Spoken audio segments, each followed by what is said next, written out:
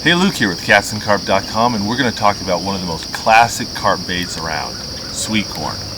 Now, sweet corn is used to catch carp all over the world, both in North America, Europe, UK, even in Asia. Sweet corn is a very popular carp bait, and there's some very good reasons for that. Carp love sweet corn. It's cheap, it's convenient.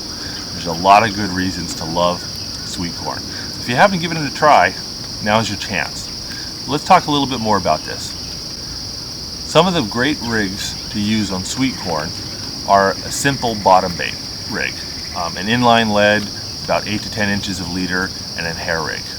That's probably my most favorite rig around. But don't limit yourself. You can use sweet corn on just about any rig around. Helicopter rigs, drop shot rigs. You can use it under a float or a bobber. I've seen people use sweet corn very effectively with nothing more than a bare hook with 1 or 2 kernels on it.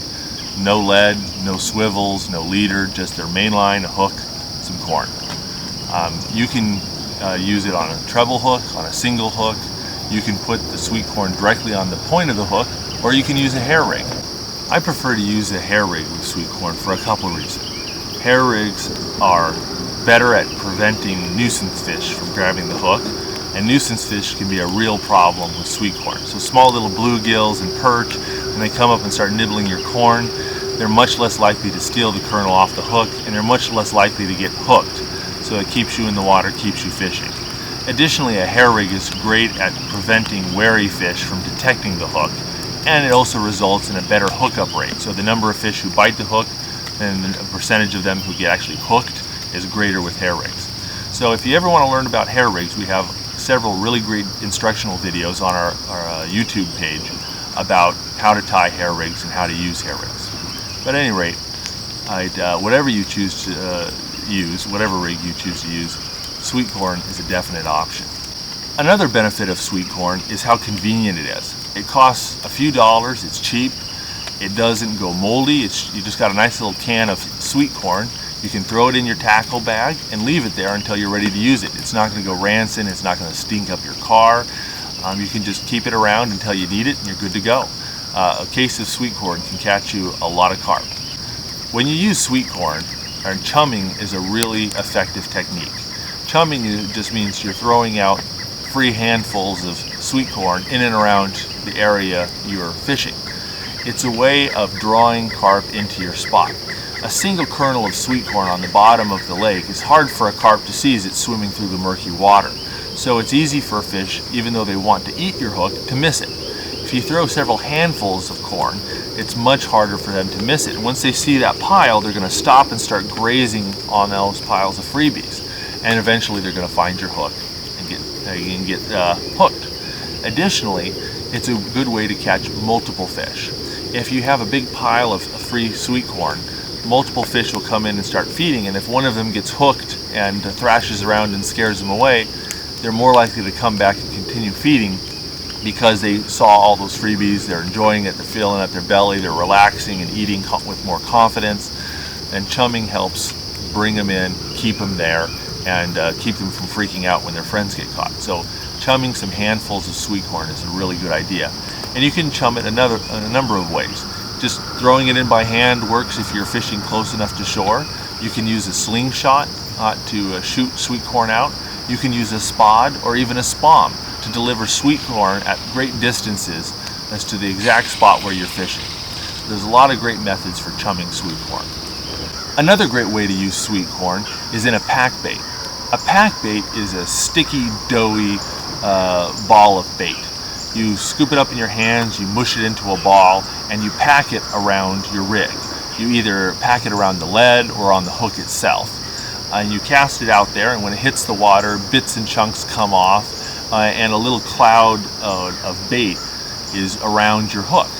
And the fish come up, they smell the big ball of bait, they start pecking at it, and then they pick up your hook bait. Simply take a couple kernels of corn, put it on the hook, either directly or on a hair rig, and then take a pack bait like oatmeal or grits and add some sweet corn to it, let it get sticky, and then pack it around your hook, and then stick your hook bait on the outside of the ball of bait and cast it out there. It's a fabulous method. Use it all the time, and sweet corn is almost always an ingredient in my favorite pack baits. Now, some of the downsides to sweet corn is that nuisance fish love it. I mean, there's very few fish who don't love sweet corn. Trout love sweet corn, bluegills, perch, catfish. So when you're fishing for carp, if you don't want to catch these other fish, that might be a problem. What I'll find is that often I'm fishing for carp and I'll notice I'll get lots of little tiny bites and my bait keeps disappearing. And that's often a sign that little bluegill or something like that is stealing all your bait. That can be a real problem and really put the kibosh on your fishing trip. So if you're in a place where nuisance fish are a real problem, you might want to switch from sweet corn to something else. Feed corn has larger, tougher kernels. It's much harder for small fish to pick up and chew. So often just switching from sweet corn to feed corn will solve the problem. But if that doesn't do it, switching to boilies is a great idea. Very few fish other than catfish and carp can handle eating boilies. So if you switch to boilies, you're going to reduce a lot of your nuisance fish problems. And another problem with sweet corn is it's not PVA friendly. Now PVA is a water-soluble, biodegradable plastic that people use in carp fishing. You take a little bag of PVA, you dump in chum, you dump in your hook and your lead, you tie up the bag and you cast it out there. And when it hits the water, it dissolves and it dumps your hook and a little cloud of chum right around your hook, so that you have this perfectly delivered hook bait and chum to wherever you cast, as far as you cast. This is also really convenient in states that don't allow chumming. There's only a very few states in the US that don't allow chumming, but in those states, often PVA bags are completely legal. So PVA bags can be a great method for carp fishing. However, sweet corn has a lot of water in it, and that water will dissolve the bag prematurely. So while you're making your bag up on the bank, it dissolves in your hands, dumps your bait on the ground. It just doesn't work. So the ways you get around that, if you take the sweet corn, you open the can, drain off all the water, let the sweet corn sit out and air dry so it's no longer wet to the touch.